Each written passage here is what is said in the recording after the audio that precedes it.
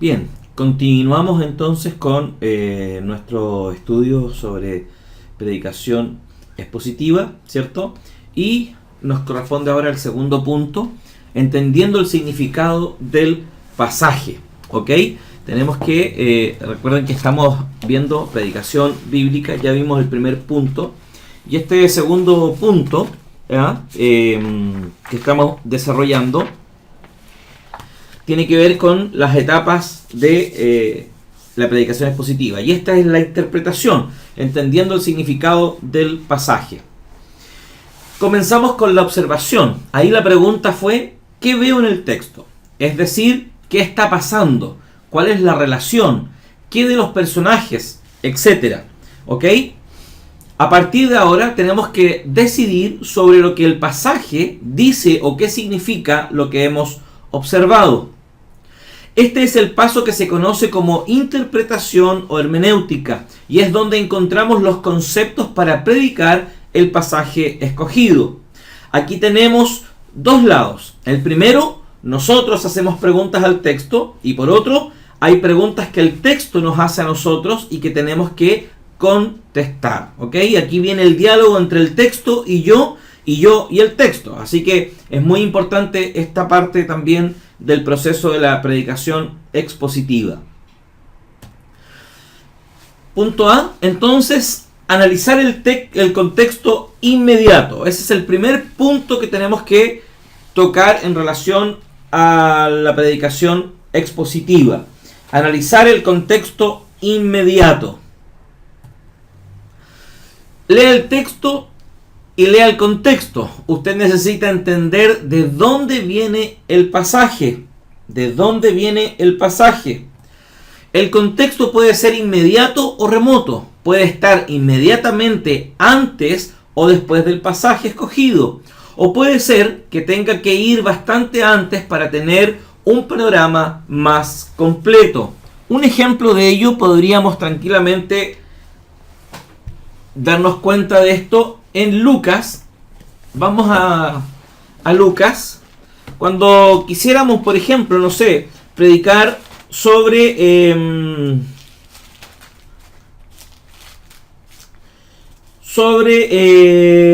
aquí, en el 10.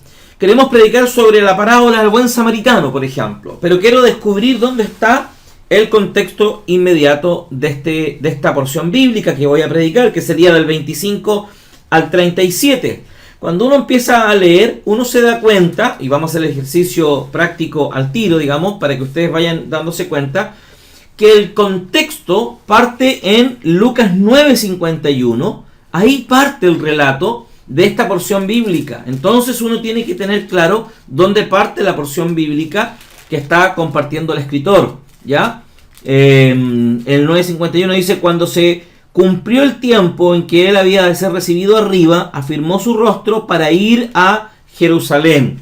Ahí nos indica que hay un cambio. Él viene de Galilea y va hacia Jerusalén porque ya estaba por ser recibido arriba. O sea, viene la preparación. Entonces ahí nace el texto que queremos compartir nosotros del buen samaritano. Ahora, sin duda que la porción del buen samaritano uno la puede predicar solita, sin ningún problema. Lo que estoy haciendo con esto es mostrarles dónde está el contexto de este pasaje. Entonces Jesús comparte sobre el buen samaritano, camino a Jerusalén, ya yendo hacia Jerusalén. Entonces es importante tener eso. Y ahí ustedes podrían ver también y revisar hasta dónde dura esa porción, ese caminar de Jesús, ¿cierto? Que podríamos llevarlo hasta quizás, bueno, ahí lo buscan ustedes con mayor detenimiento y ustedes pueden ver hasta dónde llega esa porción bíblica para que ustedes puedan tener claro dónde está situada. También debemos tomar en cuenta que el contexto también lo constituyen los pasajes paralelos, los del lenguaje similar, las referencias cruzadas o aquellos conceptos similares que vienen de un mismo escritor. Esto distinto es, mejor dicho, eso se ve en las cartas paulinas, por ejemplo, las cartas pastorales. ¿Por qué? Porque los paralelos no es como los evangelios. En los evangelios tenemos 4 relatores, ¿cierto? Que cada uno de ellos da una óptica distinta, pero comparten algunos temas en común y se repiten los relatos. Y uno agrega, otro quita evidencia a un relato. Lo mismo puede pasar en relación a si predicamos una carta de Pablo. Para encontrar los paralelos tenemos que ver las palabras que se repiten, el lenguaje que él ocupa, usó el mismo término. Por ejemplo, cuando él habla sobre la carne, él quizás no lo hace de la misma perspectiva que lo hace en Romanos, cuando lo toca quizás, no sé, digo yo, en Corintios, por ejemplo. Entonces ahí vemos que él siempre el contexto lo manda, siempre el pasaje es interpretado en el contexto, pero ahí podemos encontrar los paralelos, ¿ya? Sería lo mismo cuando él ocupa el mismo concepto carne, por decirlo, o carnalidad, cuando habla ahí en Gálatas también, ¿cierto? Entonces ahí podemos buscar los paralelos de los pasajes de los escritores. Como ellos no repiten su relato, no hay otro relato igual, ¿ya? Entonces primero tenemos que buscarlo en el mismo escritor. O sea, si no es en el mismo libro, ejemplo, si por ejemplo el apóstol Pablo está hablando de un concepto, carne, y queremos ver si Pablo usa la palabra carne, estamos en el libro romano y queremos ver si en el libro romano él usa otra vez el mismo concepto, y si lo usa bajo la misma idea o el mismo contexto, entonces lo buscamos primero en romano. Y ahí podríamos encontrar pasajes paralelos. Pero si no lo tiene en romano, no lo usa en ninguna otra parte en romanos, tenemos que irnos a otra de las cartas de Pablo. Puede ser Corintios, puede ser Gálatas, donde también usa el concepto carne, y ahí tenemos que, en virtud del contexto, ver si lo usa bajo el mismo lema o bajo la misma idea, y ahí entonces nos serviría como un paralelo, ¿ok? Eso es lo que quiero decir. Igual el lenguaje es similar, frases, palabras que se repiten, referencias cruzadas, conceptos, etc. Todo eso nos ayuda a analizar el contexto inmediato del pasaje, ¿ok?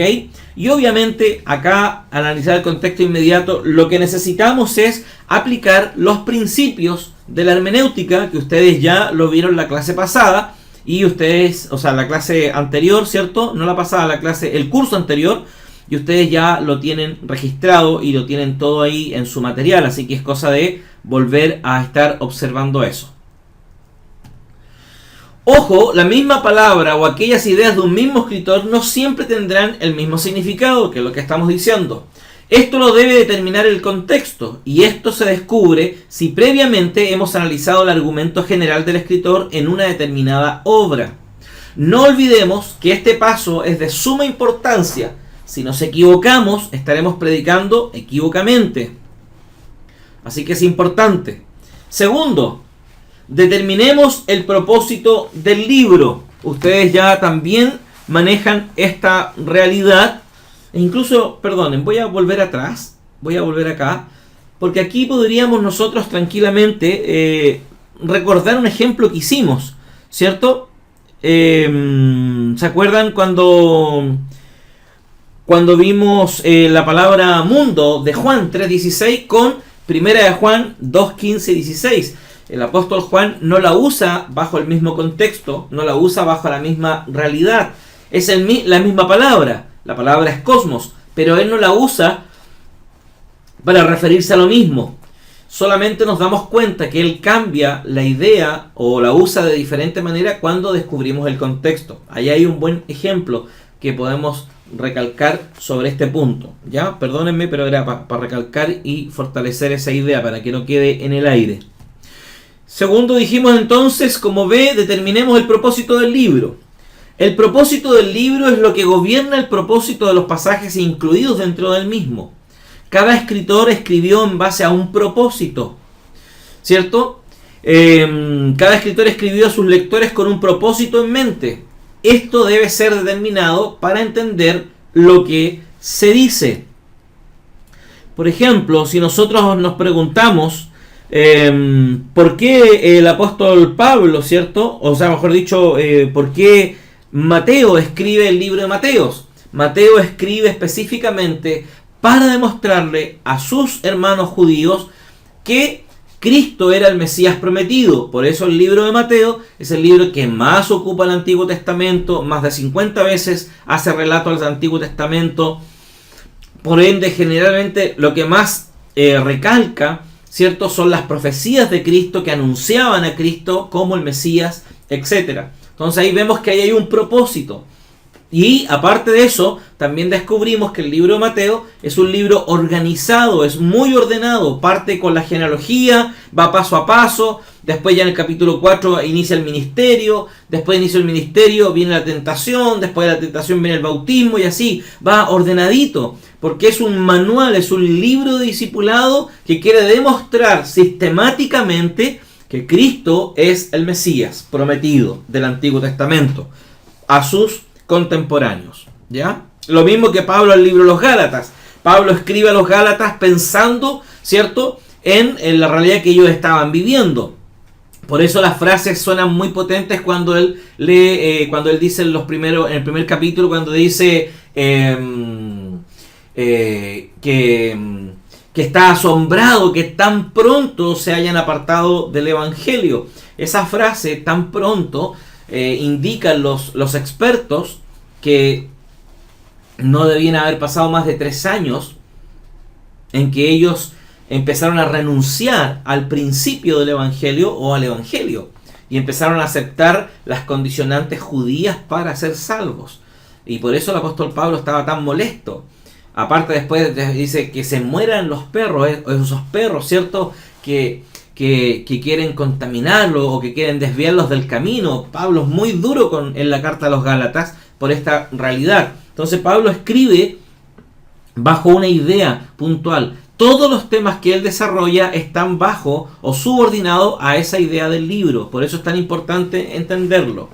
Sepa que en contraste con otra literatura, un libro bíblico no es una combinación de pensamientos aislados, sino enseñanzas dentro de un plan general. Cada pasaje será dentro de un todo coherente. Así que no es aislado, ¿ok? Tercero, derivar el propósito del libro. Esto también es muy, muy, muy importante. Derivar el propósito del libro. El propósito de cada pasaje, texto o sección dentro de un libro tiene que estar de acuerdo con el propósito general del mismo. El propósito, después de haber sido determinado, nos servirá para guiarnos en la consideración del propósito de cada sermón que predicamos. Importante, no predique si no tiene un propósito bien definido. Obviamente, tiene que tener un propósito muy bien definido para predicar. Avanzamos entonces. Definir palabras o términos claves. Definir palabras o términos claves es otra de las cosas importantes. Esto es algo básico dentro de la comunicación. De lo contrario, aunque estemos hablando bonito, no habría una buena comunicación del mensaje y mucho menos entendimiento de quiénes son nuestros, y mucho menos entendimiento de quiénes son nuestros oyentes. Para una buena definición de los términos bíblicos necesitamos las siguientes herramientas: un buen diccionario de la lengua española, un buen diccionario bíblico, el uso de versiones y diferentes traducciones de la Biblia, una buena concordancia y, si fuera posible, diccionarios con concordancias y léxicos de las lenguas originales, ya sea la Strong o el Vine, que son las buenas concordancias que hoy día tenemos, ¿ok? También está la Tugabi, algo así se llama, que es una negra grandota gigante que sale muy cara, es muy carísima. Pero necesitamos todas esas cosas, ¿ok? Así que son importantes para definir términos, para definir palabras o términos claves. Necesitamos esas herramientas para tener claridad sobre este aspecto. Porque el apóstol Pablo, por ejemplo, la palabra carne ahí en Romanos 7, él la usa de 3 formas distintas. Él habla de la ley, ahí en Romanos 7 habla de la ley de mis miembros, la ley de la carne, la ley del pecado, la ley de Dios. Usa la misma palabra, nomos, pero la usa apuntando a diferentes cosas y ahí tenemos que entenderlas. Y para poder comprenderlas necesitamos también estas herramientas. Bien, poner atención a los problemas de significado. Debemos de poner atención a los problemas de significado. Un texto o pasaje en estudio puede tener algunos elementos especiales que quizás impidan llegar al significado exacto de una palabra, un concepto, evento o asunto, a menos que se usen las herramientas vistas en la materia de interpretación bíblica. Repito esta última parte. Un texto o pasaje en estudio puede tener algunos elementos especiales que quizás impidan llegar al significado exacto de una palabra, un concepto o un asunto o un evento, a menos que usemos las herramientas vistas en la materia de interpretación bíblica. ¿Cuáles son esas herramientas? Análisis léxico-sintáctico, análisis histórico-cultural y contextual, análisis teológico y análisis literario.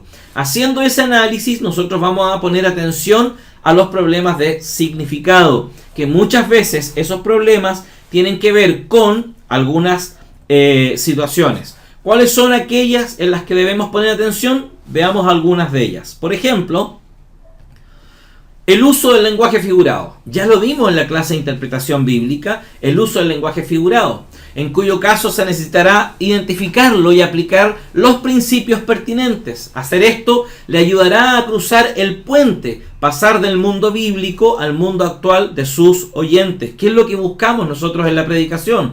Pasar del mundo bíblico, de un contexto totalmente fuera de nuestra realidad, a pasar a un contexto actual donde nuestros oyentes se identifiquen con el mensaje de Cristo.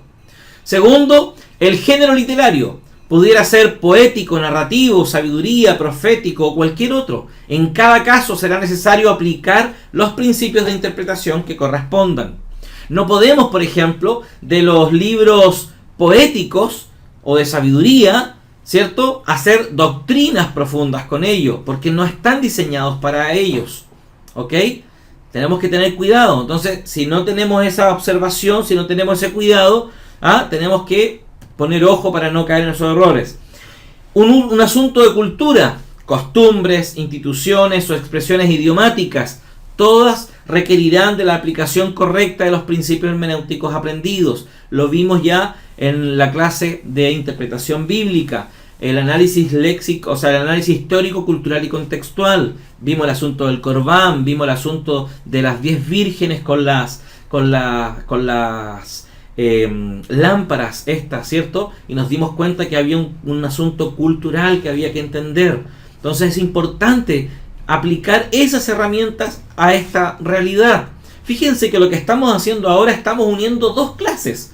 Ustedes van a tener que volver a interpretación bíblica, a recordar muchas cosas para poder analizar bien y poder hacer un buen sermón. Cuarto, un asunto político, económico, social o religioso del mundo, que tiene que ver también con la cultura, ¿ya?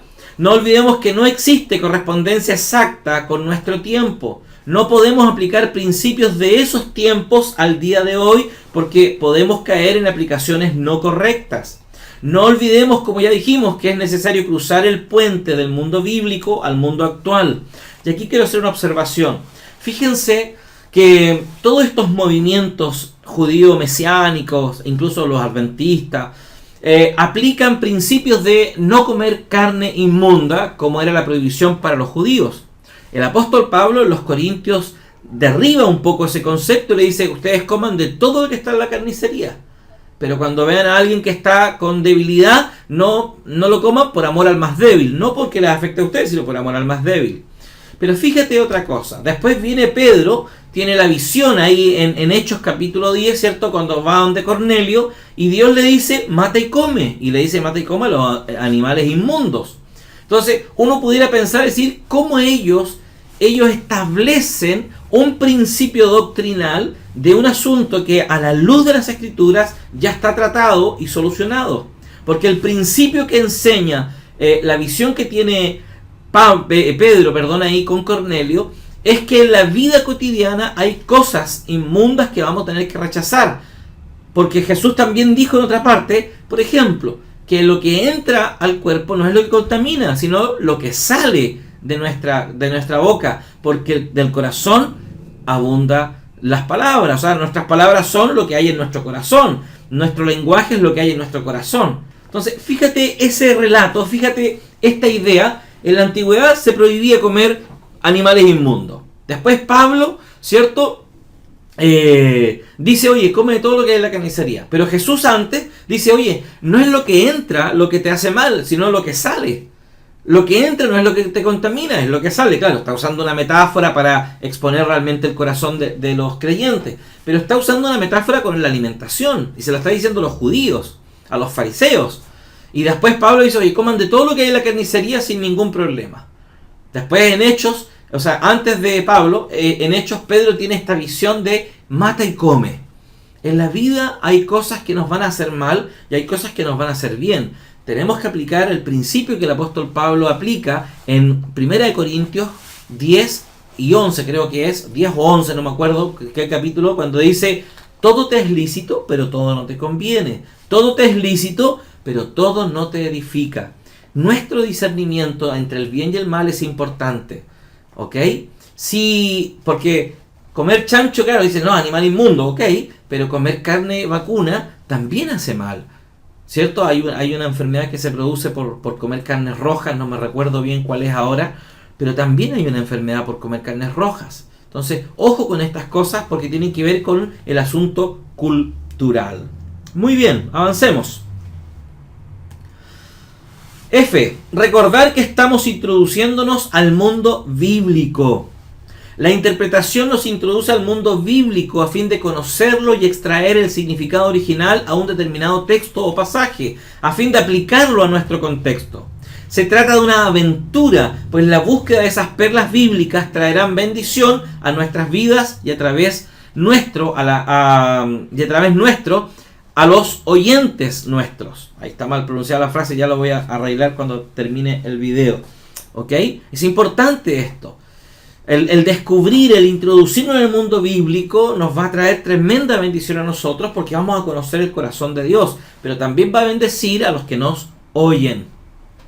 En caso de forzar el pasaje y su significado en el original, estaremos incurriendo en errores muy comunes que solemos cometer los predicadores. Cuidado cuando queremos forzar el pasaje a que signifique algo que no está diciendo. Y esto nos lleva entonces a nuestro tercer punto, la formulación de la idea central. Este es un aspecto muy importante de la predicación expositiva. ¿Ya? Es muy importante.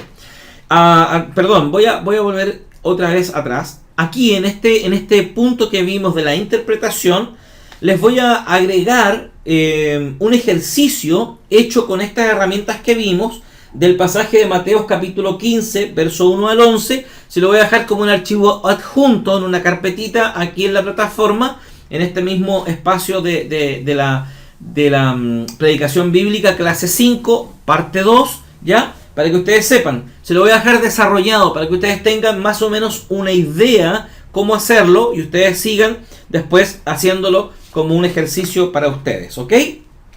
¿Se entendió? Gracias. Avanzamos entonces. Avanzamos. Formulación de la idea central. Aquí ya estamos, ¿cierto?, en la estructura. Aquí estamos determinando del tema que trata el pasaje o la formulación de la idea central. Estamos determinando el tema del pasaje. Un paso más en nuestro proceso. Hemos dado los dos primeros, la observación y la interpretación. De su importancia ya no nos debe quedar dudas. Ahora entramos a un momento culminante y quizás esperado por todos, el de la formulación de lo que será nuestro sermón. Ya tenemos a la mano un banco de datos, pero esto no es el sermón. Todos son datos aislados y nada más que eso.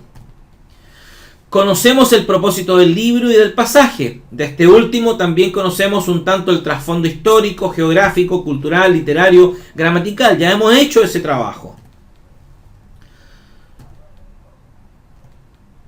En la formulación se necesita encontrar cuál será el mensaje que hemos de predicar y comunicar. Y la forma en que lo vamos a desarrollar en el púlpito debe buscarse una idea, un concepto que resuma y contenga todo el contenido a ser expresado en el mensaje. Esto es muy, muy importante, hermanos. Esto es muy importante. Esta es la idea central de la predicación expositiva. Esto es lo que tenemos que desarrollar sin ninguna dificultad en la práctica. ¿Ok?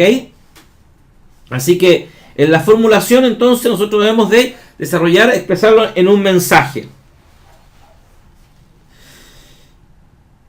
También debe buscarse la mejor manera de desarrollar esa idea por medio de una estructura lógica, coherente y clara. Esto equivale a decir que un buen sermón debe tener una idea central y un bosquejo. Este debe ser escrito para beneficio de ustedes y de los que los van a oír. ¿Cómo lo hacemos entonces para ir introduciendo en esto? Antes de eso vamos a definir ciertas ideas básicas o ciertos conceptos básicos en relación a esto. Por ejemplo, vamos a definir definiciones básicas. La primera, idea central. Si estamos hablando de la idea central, ¿qué es una idea central? Muchos ni siquiera lo saben. Es el pensamiento de un texto expresado en forma de una oración completa. Tema, sujeto, complemento. También puede decirse que es una oración completa que identifica el tema del sermón y lo que se dice de él. En las notas del PowerPoint que yo les voy a subir, en las notas del PowerPoint que les voy a subir en este punto, ahí en las notas, ustedes se fijan aquí, aquí está subrayado, ¿cierto? Está subrayado aquí este pensamiento de un texto, sujeto y complemento. Porque en las notas del PowerPoint yo le puse algunas definiciones. Por ejemplo, el doctor Suazo, que es profesor del Seminario Teológico Centroamericano de Guatemala, define de esta forma el pensamiento de un texto. Dice, es la idea fundamental o primaria del pasaje bíblico, la esencia de lo que el escritor desea comunicar. Así define él el pensamiento de un texto. Y el doctor Harold Robinson, en su libro Homilética, que se los recomiendo que se lo lean, si lo quiere alguno en PDF, me lo pide por correo, yo se lo mando, lo tengo en PDF. Es un libro buenísimo, muy completo. Ustedes van a aprender mucho más de lo que yo les estoy enseñando sobre predicación expositiva a través de ese libro. Es un libro guatón gigante, que son como 700 páginas si no me equivoco, pero es muy, muy, muy, muy bueno. Yo se los recomiendo para que lo tengan como una ayuda constante en sus predicaciones, ¿ok? Y él dice que sujeto, ¿cierto? Él dice sujeto, dice el doctor Robinson, dice, cuando hablamos en cuanto al sujeto de la idea, nos referimos a la respuesta definida y completa a la pregunta. ¿De qué estoy hablando? Aquí el término sujeto se usa en un sentido técnico, es decir, el sujeto en la homilética no es lo mismo que queremos decir con sujeto en la gramática, ¿ok? Para hacer la diferencia. Y asimismo, el doctor Robinson, ¿cierto?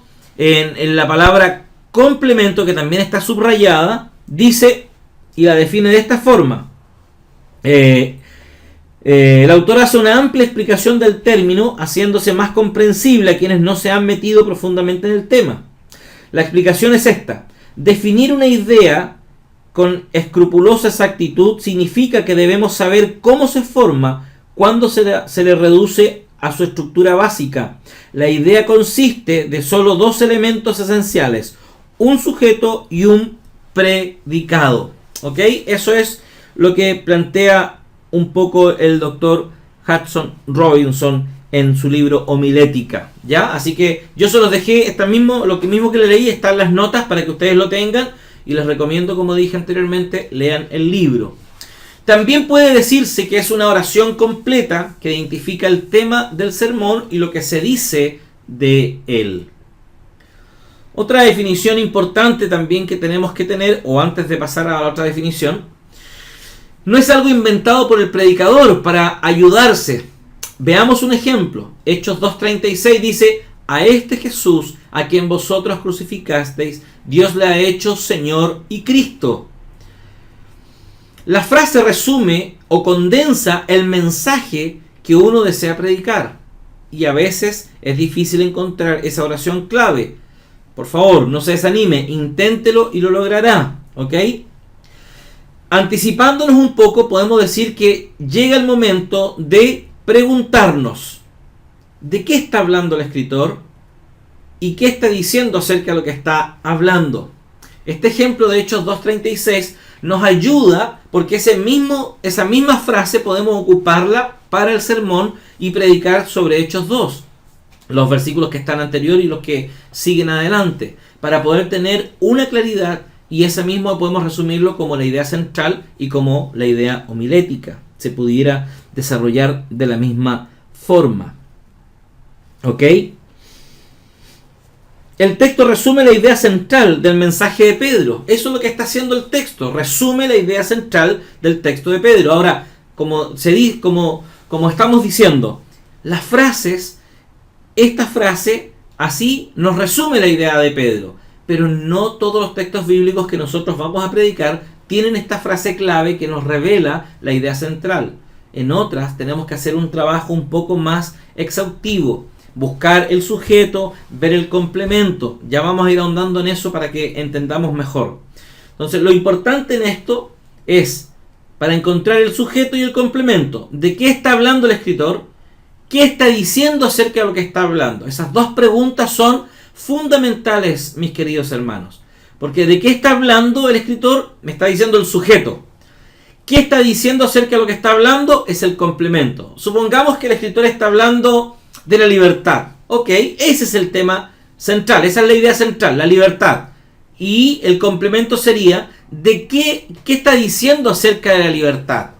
¿Qué está diciendo acerca de la libertad? Y ahí está el complemento. Y el complemento viene a desarrollar también, y al tener estos dos elementos, entonces, cuando tenemos estos dos elementos identificados, entonces nosotros creamos con una frase completa, la idea central de lo que él está predicando o de lo que está enseñando. Responde ahora 2, idea exegética. Es el concepto, verdad bíblica, que surge después de un estudio serio y responsable del texto, el resultado de la observación y la interpretación, y que se expresa en términos textuales de un tema y un predicado, que dice o habla acerca del tema o sujeto. Por ejemplo, si estuviéramos hablando de Pablo, diríamos: Pablo exhorta a, o si estamos hablando de alguno de los profetas, el profeta muestra tal o esta otra cosa. Eso vendría siendo más o menos. Lo que estamos diciendo es que dicha idea surge del texto mismo. Por ejemplo, el ejemplo de Hechos 2.36 que vimos anteriormente. ¿Qué nos decía Hechos 2.36? Nos decía: a este Jesús, a quien vosotros crucificasteis, Dios le ha hecho Señor y Cristo. Entonces, en ese mismo ejemplo, vemos entonces que el sujeto del pasaje es Jesús, el predicado, ¿cierto? O lo que se dice del sujeto. ¿Cómo pondría entonces esto en una frase completa? Claro que para hacerlo, por supuesto, tendrá que tener en cuenta todo lo dicho en los versículos anteriores que le preceden a esta propuesta. O mejor dicho, ¿qué le parece esta propuesta? Eso es lo que quise decir. ¿Qué le parece esta propuesta? Jesús es Señor y Cristo porque Dios así lo ha hecho. Ahí tendríamos una idea exegética del pasaje de Hechos 2.36, entendiendo y habiendo leído todo lo que está anteriormente para comprender de lleno todo este asunto. Esa es la idea exegética. Avancemos. Y una tercera idea es la idea homilética o predicable. Como podemos ver, es una expresión concisa y llamativa de los elementos que están dentro de la idea exegética en un pasaje. Es decir, es la expresión de la idea exegética en términos del predicador y de sus oyentes. Vea las notas. Ahí le puse algo importante también para que usted lo pueda ver tranquilamente de sus oyentes. El doctor Robinson dice: El lenguaje usado en la idea homilética debe ser atractivo y convincente, sin ser sensacionalista, dice Robinson. Acá es el momento de cruzar el puente, es cuando pasamos del texto a la realidad de quienes oirán el mensaje que predicaremos. Esto es lo que tenemos que comunicar a la congregación y hacerlo entendible, ya que nos hará efectivos en la comunicación. Aleluya. Esos tres conceptos son muy importantes para poder desarrollarlo. Y aquí es un poco este monito, nos ayuda a entender lo que venimos diciendo, ¿ok? No, cuidado con desvirtuar, digamos, o mejor dicho, no entender correctamente lo que estamos hablando. Aquí está el texto bíblico a su lado izquierdo y por el otro lado están los oyentes de hoy o la audiencia a la que usted le va a predicar. Cada uno de nuestros oyentes debe irse a su hogar no solo habiendo entendido el mensaje, sino también recordando el contenido. De nada sirve que digan que bueno estuvo el mensaje si al rato le pregunta de qué trató el mensaje y ya no sabe decirle. Me pasó a mí en una oportunidad, prediqué un sermón que a mí me gustó mucho, la verdad, fui muy motivado por el Señor con el mensaje, Dios habló mucho a mi corazón. Y cuando iba con el hermano en el auto que me iba a dejar al terminal de buses porque tenía que volverme a Santiago, yo hice la expresión, dije yo, pucha, me gustó este sermón, dije yo. Hice así, esa expresión, yo había predicado, me gustó este sermón. Y él viene y me dice, sí, estuvo re bueno. Y sobre la misma yo le digo, ¿y de qué hablé? Y él me queda mirando y me dice, me embarró, no me acuerdo. ¿Te das cuenta? Le dije yo, estuviste todo el rato, los 40 minutos de predicación estuviste en la iglesia, pero nunca estuviste. Tu mente estaba en otra parte. Y a veces nos pasa, a la gente le pasa esta realidad. Escucha el mensaje, pero no saben, después a los 5 minutos se olvidan de lo que realmente el predicador comunicó. Y a veces pasa porque comunicamos mal nuestras ideas, ¿ok? Porque no hacemos el cruce con los oyentes de hoy día. Solamente predicamos quizás desde una perspectiva moral o predicamos de una perspectiva incorrecta. ¿Estamos? Así que cuidado. Por esto, busque ejemplos e historias atractivas que ayuden y den gusto de recordar. Este otro monito que vamos a colocar nos va a hacer comprender mejor lo que estamos hablando sobre la idea, ¿cierto? Sobre el tema de las ideas. Fíjese aquí. Aquí tenemos algo importante. Por un lado tenemos la idea exegética, la idea homilética y al medio tenemos la teología. ¿Ah? Importante. Cuidado, no confundir un título o un título es solo eso, un título. Por ejemplo, la fe. No podemos mirar a la congregación y decirles, hoy hablaremos de fe, sino que tenemos que decirles qué les diremos acerca de la fe. No nos olvidemos, lo vuelvo a repetir, es una oración completa puesta en nuestro propio contexto, en palabras que todos entendemos, tanto el predicador como sus oyentes. Todos debemos entender una oración que explicará de forma breve todo lo que se predicará. Esa es la idea, ¿cierto? De hacer este cruce desde la exégesis, pasando por la teología, hasta la homilética. El cruce, ¿cierto? De lo que voy a volver al monito atrás, de este cruce que tenemos que entender, queridos hermanos. El texto hacia nuestros oyentes, en la práctica, se transforma en esto. Esto es lo que estamos haciendo cuando predicamos expositivamente a nuestros hermanos. Y ahora algo muy importante que tiene que ver con enunciar la idea central. Enunciando la idea central. Esto es sumamente fundamental. ¿Cómo hacemos para enunciarla, para decir la idea central? Bueno, veamos algunas cosas. Ya explicamos lo que entendemos por idea central exegética e idea central homilética. Hecho esto, llegamos al momento en que tenemos que enfrentarnos con un pasaje real. Por favor, haga un alto en su estudio, busque un pasaje de su preferencia, el cual estaría deseoso de predicar, y vamos paso a paso.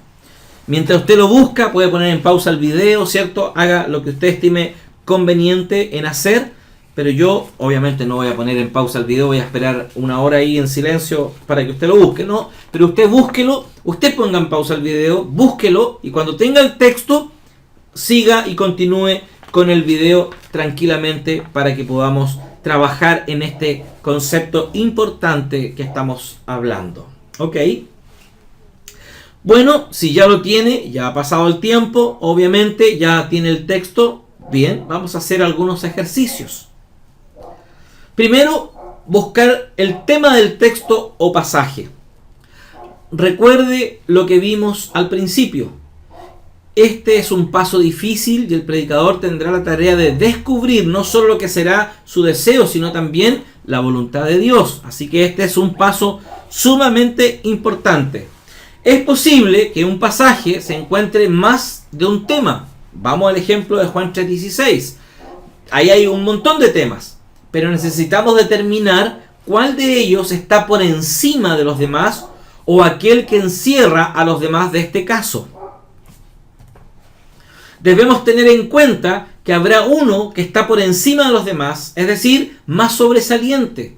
El propósito del predicador debe ser el de descubrir ese tema y no quedarse con aquello que primero le llamó la atención.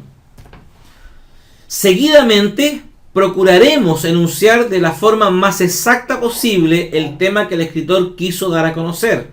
En algunas oportunidades será conveniente usar las mismas palabras del texto bíblico para estar seguro que se está reproduciendo fielmente el pensamiento del escritor. Lo vimos también en la clase de interpretación bíblica, el Esdras capítulo 7, verso 10, ¿cierto? Porque Esdras había preparado su corazón para inquirir la ley de Jehová y para cumplirla, y para enseñar en Israel sus estatutos y decretos.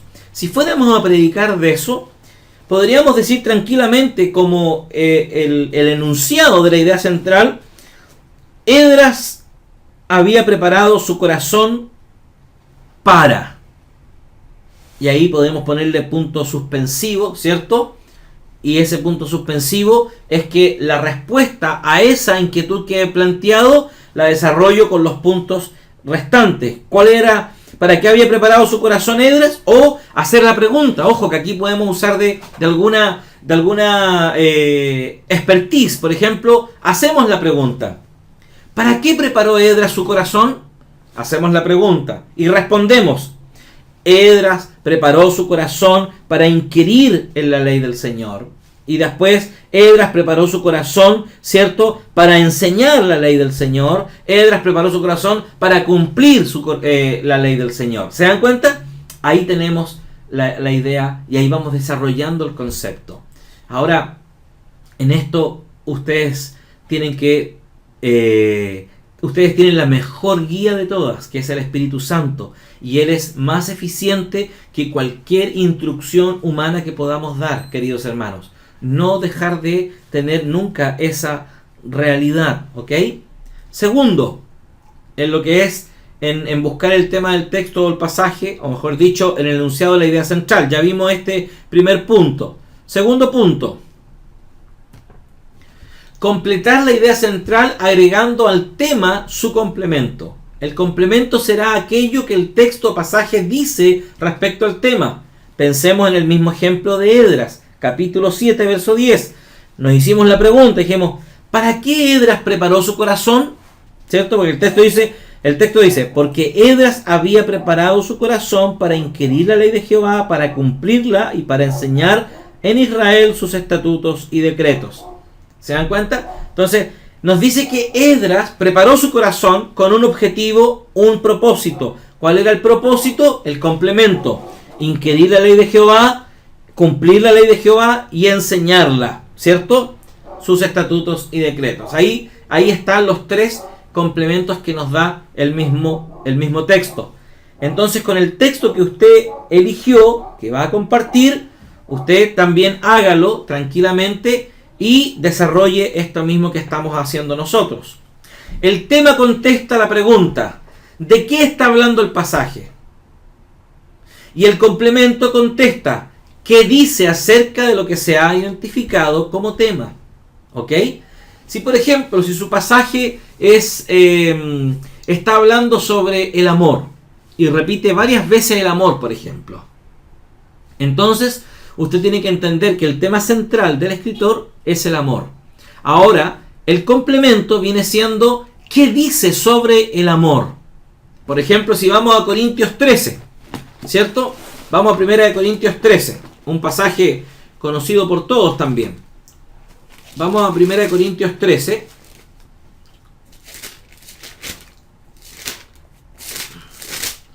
Y vamos a predicar solamente sobre los versículos del 4 al 7. O mejor dicho, sí, del 4 al 10. Dice, el amor es sufrido, es benigno, el amor no tiene envidia, el amor no es jactancioso, no se envanece, no es licencioso, no es indecoroso, no busca lo suyo propio, no busca lo suyo, no se irrita, no guarda rencor, no se goza de la injusticia, mas se goza de la verdad. Todo lo sufre, todo lo cree, todo lo espera, todo lo soporta. El amor nunca deja de ser, pero las profecías se acabarán y cesarán las lenguas y la ciencia acabará.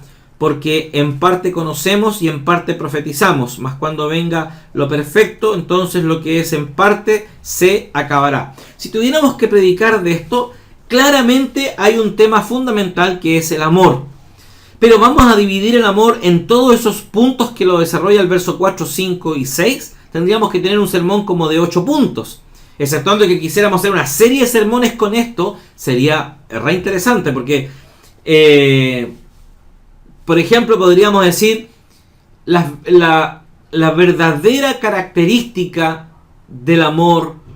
La verdadera característica del amor. Primer sermón es sufrido. Y hablamos del sufrimiento en el amor haciendo los paralelos con Cristo. Es benigno, lo mismo. Y así podríamos hacerlo, una serie de sermones. Se me ocurrió recién en todo caso. Así que capaz que empiece a preparar una serie de sermones con esto. Pero fíjense que el verso 7 dice, todo lo sufre, todo lo cree, todo lo espera, todo lo soporta. Ahí el verso 7 nos entrega una clave. Entonces nosotros pudiéramos decir, el amor de Cristo es suficiente para nosotros. Miren, fíjense lo que estoy diciendo. El amor de Cristo es suficiente para nosotros. Primer punto. Porque el amor de Cristo todo lo sufrió por nosotros. Porque el amor de Cristo todo lo esperó en nosotros y todo lo soporta por nosotros. Ahí estoy haciendo un juego, ¿se dan cuenta? Estoy haciéndolo recién, se me están ocurriendo recién estas cosas nomás. Entonces, qué importante hacer esto y tener estas herramientas. Entonces vemos que el verso 7 podrían ser los puntos que voy a hablar sobre el amor, porque me resume todo lo que ha hablado antes Pablo. Sufrido, benigno, jactancioso, envanece. ¿Se dan cuenta? Todo eso no es el amor, dice. El amor no es eso. El amor, o mejor dicho, el amor es sufrido, es benigno. El amor es benigno, el amor no tiene envidia, el amor no es jactancioso, no se envanece, etc. Dándole característica al amor. Pero en el 7 me resume todo eso. Me dice, todo lo sufre, todo lo cree, todo lo espera, todo lo soporta. También podríamos decir, porque aquí, de acuerdo al contexto, tenemos que determinar si este amor está hablando del amor de Cristo hacia nosotros, si está hablando del amor de un padre hacia un hijo, si está hablando del amor de un hombre hacia una mujer.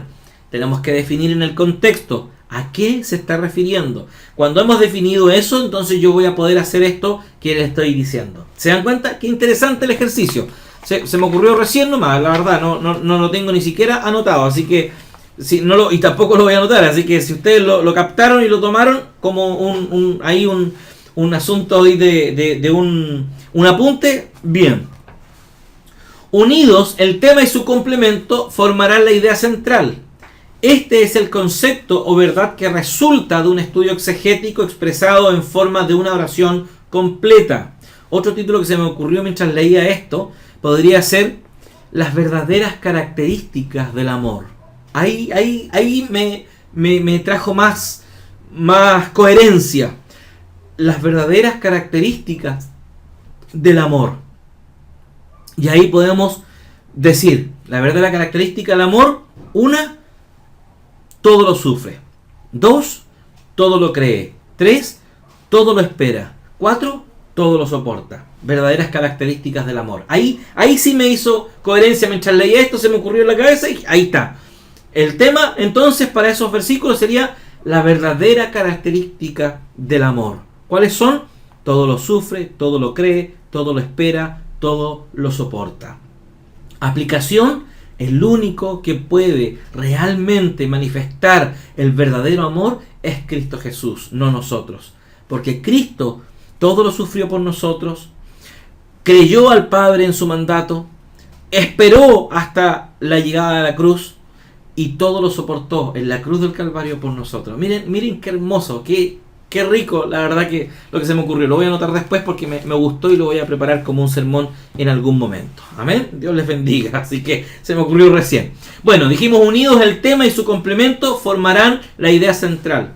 Este es el concepto de verdad que resulte de un estudio exegético expresado en forma de una oración completa. En resumidas cuentas, la idea central es el tema más el complemento. Y es igual la gran idea central de lo que vamos a compartir.